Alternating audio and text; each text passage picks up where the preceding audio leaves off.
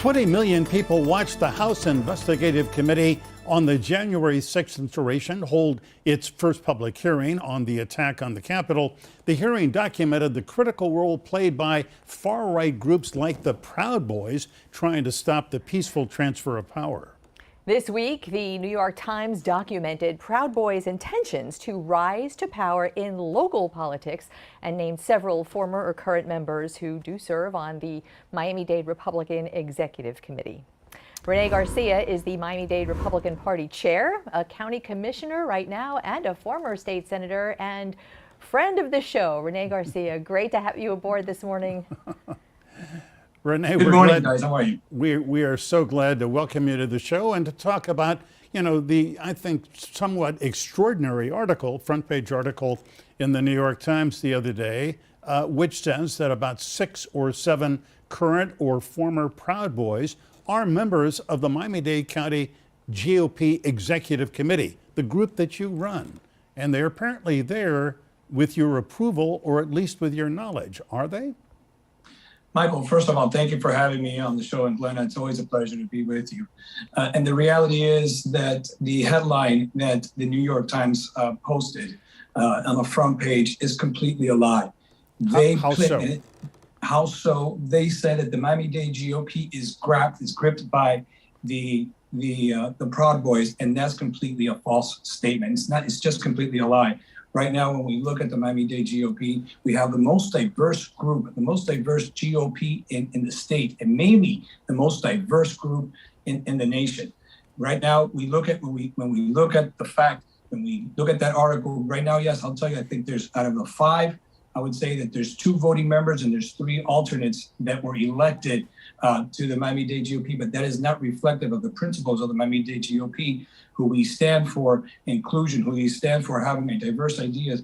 And we are laser focused on making sure that we get Republicans elected at the local levels. And that's what we've been doing. And to paint me and to paint the men and women of the Miami-Dade GOP as racist, that's completely false and it's a lie. And this is what the Democrats have been doing to try to target now the most diverse Republican Party in the nation, maybe, as a group of racists. That's because they know that they're losing in the realm of public opinion, and now they want to target on the Miami-Dade GOP, which we as a group are one that's inclusive of all different minorities, and are continue to do that as we move forward. And almost as a continuation of our conversation with Annette Taddeo just a segment ago, that the labels and the smears kind of go both ways nationally, and that's just kind of one of the illnesses our country is going through right now. Rene, let me ask you about a quote in that New York Times article. First, I want to ask you if this was quoted properly. The New York Times has you saying that your job as GOP chair is to protect everyone's First Amendment rights. Did they quote you properly on that? Yes, it was in the context as GOP chair. As a context of GOP chair, look, I'm a defender of the First Amendment rights. I'm a defender of that. And even how wrong they may be, I still believe in that. But when we have individuals that are, when we have individuals that come into this GOP and try to disrupt, then we will have a process in place. If anyone has been convicted of any crime, if anyone has been convicted of anything against this country or against the GOP, then we have a process in place to get members out. But my focus has always been in ensuring right now that the national narrative is not painted, and making sure that those hard-working men and women who are members of this GOP, who are out there to protect our families, who are out there who are concerned about the hyperinflation that we're seeing right now, who are concerned about the gas prices, who are stifling who are stifling the middle class and the ones that are hurting the most. That's what we're in line for. Understood. The members of this. Let me stay with me for this kind of line of thinking here. So you are firmly behind free speech and protecting everyone's diverse free speech rights as GOP chair. So hate speech is free speech. It is, and is to be protected.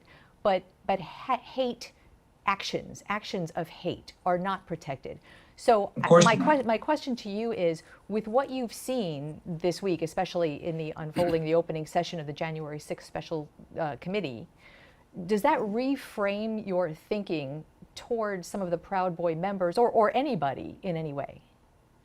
Listen, Glenn, everyone will have to answer in a court of law to their actions. That the time will come when they will have to answer them. I, as one, you know my position very well. You've known me for many years, and the positions that I've taken in Tallahassee, defending the voice, being the voice for the voiceless. That's what I have done in this career, in my career as a legislator. I have made sure that individuals with disabilities are taken care of. We have made sure that we negotiated the Marjorie Stoneman Act, that we negotiated the bill. We had a diverse inclusion of, the red flag laws. We made sure that we protected our schools by hardening our schools and so forth. And now that's a model legislation is being looked at in Washington, D.C. So Rene, let me jump in and simply say I've known you for many, many years. When you were in the legislature and now as a member of the Miami-Dade Commission. I'll be glad to stipulate from my point of view, you have a long history as a reasonable politician, willing to speak to people on both sides of the aisle. That's not really the issue. I mean, the issue is Proud Boys, we all saw this week, are haters.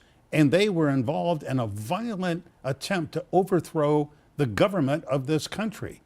And according to J.C. Plamas and others, the New York Times, there are at least 6 or 7 current or former Proud Boys active on the GOP Executive Committee. Are you okay with that? Michael, I'm not okay with it.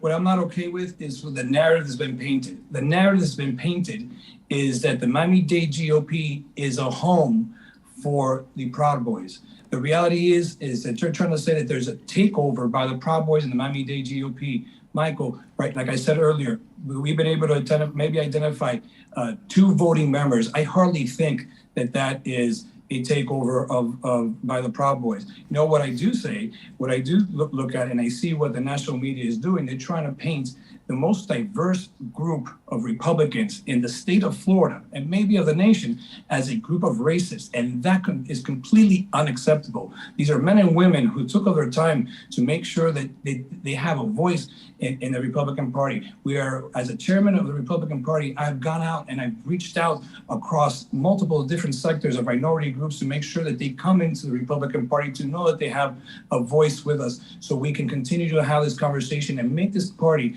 more reflective as to what Miami-Dade County looks like. We're a community of very diverse ideas, diverse points of views, and diverse people, and that's what the Miami-Dade GOP is doing. I think the problem that we have here, and what I'm starting to see here, is that I think the Democrats are looking to the Miami-Dade GOP and to see all of our successes. We won with Vince Lago and Coral Gables. We won with Steve Losner in Homestead. We won with Jerry in Sunny Isles. And we're winning local elections, and I think they're scrambling, saying, what is going on? We're laser focused in making sure that we elect our local Republicans to ensure that the people's voices are heard, and to make sure that we bring attention to the issues that really matter to people right now. The hyperinflation that's happening in our country is hurting the middle class. The increasing the gas prices going up to $5, that's hurting the middle class. So then we get the New York Times that writes this story, and I know it's not Patty Mosaic, I know it's the headliners that write this story, and then we have people like put that headline and they're gripped by the GOP, and that's completely a lie. We have Fernando Armandi, who comes up and says, factual statement, the Proud Boys has a home in the Miami-Dade GOP. That is completely a lie. Okay. And when J.C. Plana, give me a minute, when J.C. Plana comes up and says that they need to be thrown out, there's a process that needs to be eliminated. I am not the person to eliminate anyone, because he knows very well, he's took advantage of being a GOP for many years, and then he leaves. And he knows the rules of the GOP. The moment that someone is convicted, the moment that there's any conviction against any member of the GOP, then we'll start the process for the elimination of that. So but no, I will not tolerate hate speech. I will not tolerate hate speech in the Miami-Dade GOP, and I will not tolerate anyone to attack us as being a group of racists. And you are lashing out against labeling, and we are with you against labeling 100%. Really quickly, because we're running out of time, but I wanted to ask you about something that Senator Rubio said to Michael this week when he asked pretty much the questions that he's asking you today. Senator Rubio's answer when he says about the Proud Boys on the committee, when you ask me about communists and socialists as part of the local Democratic Party, we can talk about it. And I wanted to get your take on, do you think that there are communists and socialists in the local Democratic Party? Look, Glenna, when we look at the idea, when I ran for chairman of the Miami-Dade GOP, the problem that we're having right now across the country is that we really don't see any leadership coming up from the Democratic Party or the Republican Party at the national level. The change is going to come from the local level. And it's people like you and I that have to have these conversations at the local level to make sure that we can start bringing people together and start ensuring that we put our country back on track. Right now, we have a failed administration, that we see the problems that are happening in this country, and we have to start taking leadership at the local level. Right. At the same time, I'll tell you, there's no difference with the Democratic Party right now. Yes, I do believe that they have the fringe elements of the Democratic Party embedded in both at the local, state, and federal levels. Right. We can't go that far. When we have a congressman. We will try to pursue that, and if in fact there are socialists or communists, as the senator alleged, then we will put it on Local 10 News. Rene Garcia, we thank you for your time. And always great to speak with you. We'll allot much more next time you come. Thanks, Glenn. Thanks so Rene. much.